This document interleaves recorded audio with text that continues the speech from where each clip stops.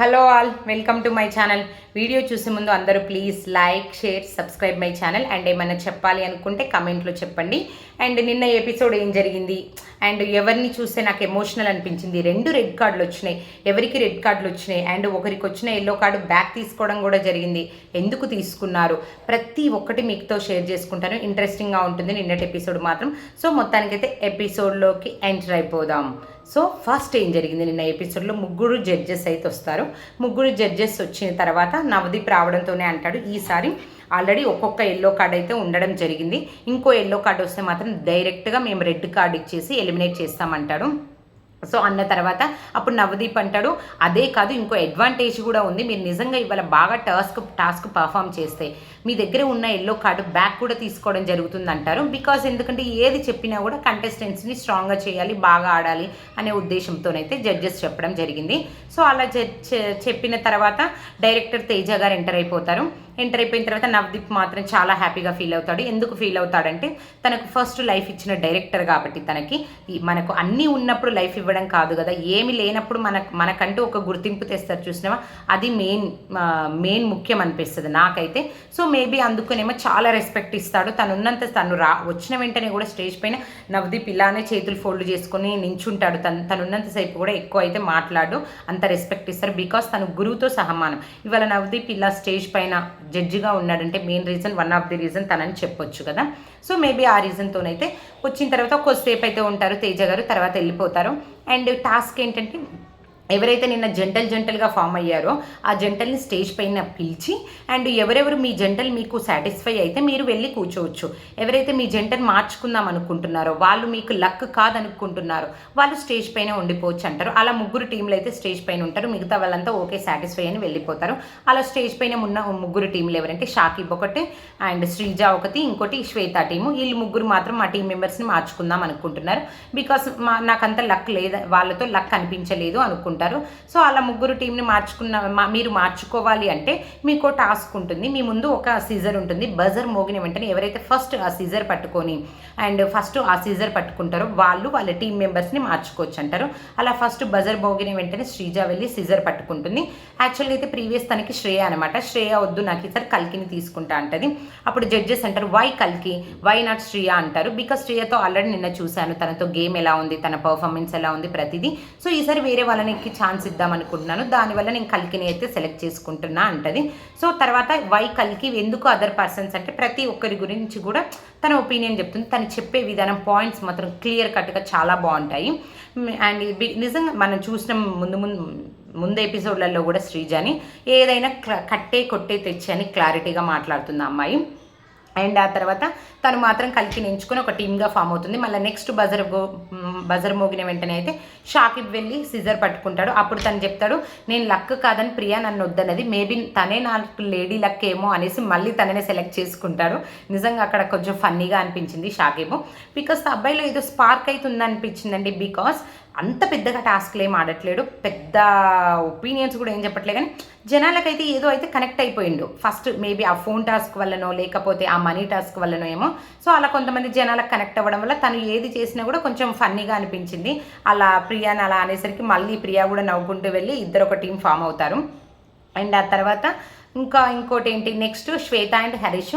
శ్వేత అయితే నాకు హరీష్ వద్దని వస్తుంది, బట్ ఏమిటి లాస్ట్కి ఛాన్స్ ఎవరు లేక మళ్ళీ హరీష్ని అయితే పిక్ చేసుకోవడం జరుగుతుంది. అలా మొత్తానికైతే టీమ్స్ అన్నీ ఫామ్ అయిపోతాయి. ఫామ్ అయిపోయిన తర్వాత మెయిన్ టాస్క్ ఏముంటుందంటే చాలా అక్కడ కొన్ని కుప్పలు వేస్తారనమాట, మూటలు. ఆ మూటలలో ఏం కడతారో మనకు తెలియదు. ఆ మూటలు ఒక ఇంత పెద్ద కుప్ప వేస్తారు.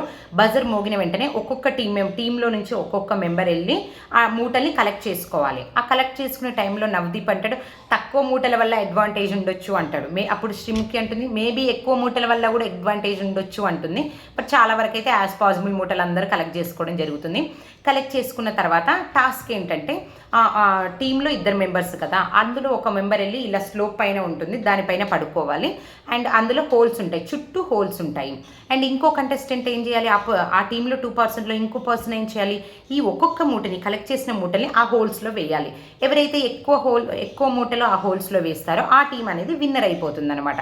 అలా ఏంటి పవన్ డైమండ్ టీము 26 వేస్తుంది, శ్రీజ 23 వేస్తుంది. నిజం చెప్పాలంటే శ్రీజ ప్రతి టాస్క్ అండి బ్యాడ్గా అయితే ఇవ్వదు.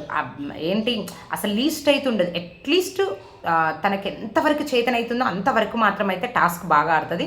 నిజం చెప్పాలంటే 23 మూటలు వేస్తుంది Sreeja. And Naga 14 and Shakib 13, least Shwetha 9 వేస్తుంది. తర్వాత మనీష్ కూడా 26 వేస్తారు. 26 వేయడం వల్ల మనీష్ టీమ్కి అండ్ పవన్ టీమ్కి అయితే టై జరుగుతుంది. ఆ టై బ్రేక్ ఛాలెంజ్ ఏంటంటే సేమ్ ఒక సర్కిల్ లాగా పెడతారు. పెట్టిన తర్వాత వాళ్ళకు బాల్ ఇస్తారు. ఎవరైతే ఫస్ట్ ఆ బాల్ని సర్కిల్లో వేస్తారో అని వాళ్ళే ఆ టీం విన్నర్స్ అని చెప్తారు. అలా కొన్ని వేసిన తర్వాత మనీష్ వేసిన బాల్ అయితే సర్కిల్లో పడుతుంది కరెక్ట్ గురిలో. సో అలా మనీష్ టీం విన్ అవుతుంది. చాలా హ్యాపీగా ఫీల్ అవుతాడు. ఎందుకు ఫీల్ అవుతాడు అంటుందంటే ఈవెన్ 26 మూటలు వేస్తాడు, ఈ టాస్క్ కూడా విన్ అవుతాడు, మంచి పర్ఫార్మెన్స్ ఇస్తాడు. బికాస్ ఆల్రెడీ తనకి ఎల్లో కార్డు ఉంది. ఎల్లో కార్డు ఉన్నప్పుడు ఇప్పుడు ఒళ్ళు దగ్గర పెట్టుకొని జాగ్రత్తగా ఆడలేదనుకో వాళ్ళు రెడ్ కార్డు కూడా ఇచ్చే ఛాన్సెస్ ఉంది. అలా టాస్క్ బాగా పర్ఫామ్ చేయడం వల్ల అభిజిత్ అయితే ఇంప్రెస్ అయిపోతాడు. ఇంప్రెస్ అయిపోయి తన కార్డున్న ఎల్లో కార్డుని అయితే తీసుకోవడం జరుగుతుంది. సో తన దగ్గర ఏ కార్డు ఉండదు. డ్యాన్స్ వేస్తాడు కొద్దిసేపు, హ్యాపీగా ఫీల్ అవుతాడు మనీష్ మాత్రము. అదంతా టాస్క్ మొత్తం అయిపోయిన తర్వాత వాళ్ళ టీంలో ఎవరెవరు మనీష్ అండ్ దివ్య కదా. సో మనీష్ అండ్ దివ్య ఉండడం వల్ల తను ఓట్ అప్పీల్ అయితే దివ్యకి ఇద్దాం అనుకుంటాడు. దివ్య ఓట్ అప్పీల్ అడుగుతుంది. ఆ తర్వాత ఏంటి వర్స్ట్ పర్ఫార్మర్గా ఆల్రెడీ శ్వేత దగ్గర ఒక ఎల్లో కార్డు ఉంది. ఎల్లో కార్డు ఉండడం వల్ల వర్స్ట్ పర్ఫార్మర్గా మళ్ళీ శ్వేతకి రావడం. ఎందుకు శ్వేతకు వచ్చిందంటే ఒక్క టాస్క్ కూడా పాపం తను వెళ్ళిపోయే ముందు రెడ్ కార్డు ఇచ్చి తను బాధపడేటప్పుడైతే నిజంగా బాధ అనిపించింది. అండ్ దానికోసం తను లండన్ నుంచి యూకే నుండి వచ్చిందండి. పాపం రీసెంట్గా వాళ్ళ అమ్మగారు కూడా చనిపోయారు. సో అవన్నీ తలుచుకుంటే అయితే బాధ అనిపించింది.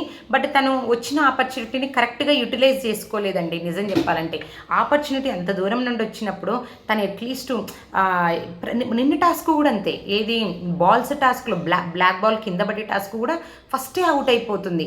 ఇవాళ కూడా అంతే, అట్లీస్ట్ తను ఏంటి షార్ట్ పుట్ ప్లేయర్ అంట, ఆ ప్లేయర్ అయి ఉన్నప్పుడు కరెక్ట్గా వేయాలి. అట్లీస్ట్ అది కూడా వేయదు, 9 వేస్తుంది. బట్ నాకు అనిపించింది నిజం చెప్పాలంటే లీస్ట్ పర్ఫార్మెన్స్ అయితే ఇచ్చిందండి. సో రెడ్ కార్డ్ అనేది అర్హులే అని అయితే చెప్పొచ్చు అక్కడున్న కంటెస్టెంట్స్తో పోలిస్తే. బికాస్ ఆపర్చునిటీస్ వచ్చినా కూడా యూటిలైజ్ చేసుకోలే శ్వేత. బట్ తను ఎలిమినేషన్ అయ్యేదైతే బాధ అనిపించింది. నిజం చెప్పాలంటే ఎమోషనల్గా అయితే అనిపించింది. సో వర్స్ట్ పర్ఫార్మర్గా తనకిచ్చి ఆల్రెడీ ఎల్లో కార్డు ఉండడం వల్ల మళ్ళీ ఎల్లో కార్డు రావడం వల్ల రెడ్ కార్డు ఇచ్చి బిగ్ బాస్ హౌస్ నుంచి అయితే శ్వేత ఇంటికి వెళ్ళడం జరిగిపోతుంది. నెక్స్ట్ ట్విస్ట్ ఏమంటారు, ఈసారి ఒక్క ఎల్లో కార్డే కాదు ఇంకో ఎల్లో కార్డు కూడా ఉందనేసి నవదీప్ అంటాడు. ఆ ఎల్లో కార్డు ఎవరికి ఇస్తారు తెలుసా, ఆల్రెడీ ప్రసన్నకు కూడా ఇంకో ఎల్లో కార్డు ఉంటుంది. సేమ్ మళ్ళీ ఇంకొక ఎల్లో కార్డు ప్రసన్నకి ఇవ్వడం వల్ల 2 ఎల్లో కార్డు రావడం వల్ల రెడ్ కార్డు ఇచ్చి ప్రసన్న కూడా ఎలిమినేట్ అయిపోతాడు. నిజంగా ప్రసన్న ఎలిమినేట్ అయిందైతే నాకు చాలా బాధ అనిపించింది. తను ఏడవడం వల్ల మనం కూడా కొంచెం ఎమోషనల్గా కనెక్ట్ అయిపోతాం. బికాస్ ఒక పర్సన్ కాల్ లేకపోయినా కాన్ఫిడెన్స్ తగ్గకుండా ఒక బిగ్ బాస్ స్టేజ్ దాకా రావడము, చాలా స్పోర్ట్స్లో పార్టిసిపేట్ చేయడం, అవార్డ్స్ కూడా పొందడం, అది ఎంత మెంటల్గా అండ్ ఫిజికల్గా స్ట్రాంగ్ ఉంటే కానీ అంత దూరం వెళ్ళరు. అలాంటి పర్సన్ బిగ్ బాస్ స్టేజ్ దాకా రావడం. బట్ ఇక్కడ ఏంటంటే బిగ్ బాస్ దాకా వచ్చిండు, బట్ బిగ్ బాస్ స్టేజ్ మీదకి వచ్చిన తర్వాత అగ్ని పరీక్షలో అంత కాన్ఫిడెన్స్ కోల్పోయాడు అనిపించిందండి. అంత స్ట్రాంగ్ ఇవ్వలేకపోయాడు. మేబీ జనాల అందరిలో కొంచెం భయపడ్డాడో తెలీదు. మొత్తానికైతే కరెక్ట్ ఒపీనియన్స్ చెప్పలేదు. కరెక్ట్ టాస్క్ నిజం చెప్పాలంటే తనకు ప్రజలకు తన మీద ఉన్న సింపతికి కొంచెంలో కొంచెం పర్ఫామ్ చేసిన జనాలు మాత్రం తనకు ఓట్లేసి బిగ్ బాస్ హౌస్లో పంపించే వాళ్ళు అనిపించింది. ఎందుకంటే బికాస్ తన స్టోరీ అలా ఉంది కాబట్టి. ఈవెన్ జడ్జెస్ కూడా తన స్టోరీకి ఇంప్రెస్ అయ్యే ఎల్లో అప్పుడు ఫస్ట్ స్టార్టింగ్లో ముగ్గురు కరెక్ట్ కార్డ్స్ అయితే ఇవ్వడం జరిగింది తనకి. ఐ మీన్ గ్రీన్ కార్డ్స్ అనుకుంటా. కరెక్ట్ గ్రీన్ కార్డ్స్ ఇవ్వడం వల్ల తను బిగ్ బాస్ 15కి అయితే ఎంటర్ అయిపోయాడు. బట్ ఇక్కడ టాస్క్ల విషయానికి వస్తే మాత్రం డల్ అయిపోయాడండి. నాగా విషయంలో ఒకటి, ఇంకా టాస్క్ల విషయంలో ఇంకొకటి, ఒపీనియన్స్ చెప్పలేకపోవడంలో ఏదో మొత్తానికైతే కొంచెం కన్ఫ్యూజ్ అయిపోయాడని చెప్పలేదు కానీ కొంచెం అయితే డల్ అయిపోయాడు. మేబీ దానివల్లనేమో నిజంగా జడ్జెస్ ఒపీనియన్ కూడా కరెక్ట్ అనిపించింది. తనకి ఎల్లో కార్డ్ అయితే కరెక్టే అనిపించింది. బట్ తను వెళ్ళిపోవడం మాత్రం బాధాకరం. అక్కడ అభిజిత్ ఒక పాయింట్ అంటారు, నిజంగా అది నాకు చాలా బాగా నచ్చింది. నేను రియాలిటీ షోలో విన్ అయ్యానేమో బ్రదర్, బాధపడకండి, మీరు రియల్ లైఫ్లో విన్ అయ్యారంటారు. అది నిజంగా చాలా బాగా అనిపించింది. సో మొత్తానికైతే ప్రసన్న అండ్ శ్వేత ఇద్దరు ఎలిమినేట్ అయిపోయారు. మొత్తం ఇంకా 13 మెంబర్స్ ఉన్నారు, 13 కంటెస్టెంట్స్. జస్ట్ 2 ఎపిసోడ్సే ఉన్నాయి. సో మీరు ఎవరికి వేయాలనుకుంటున్నారు, మీకు ఎవరు బాగా స్ట్రాంగ్ అనిపిస్తున్నారు, బాగా పర్ఫామ్ చేస్తారనిపిస్తున్నారో వాళ్ళకు తప్పకుండా ఓటు వేయండి. మీకు నచ్చిన కంటెస్టెంట్స్ని మాత్రం బిగ్ బాస్ హౌస్లోకి పంపిద్దాము. అండ్ వాళ్ళు ఎలా ఆడతారో కూడా మనం చూద్దాము. Thank you for watching. Bye bye, Tata.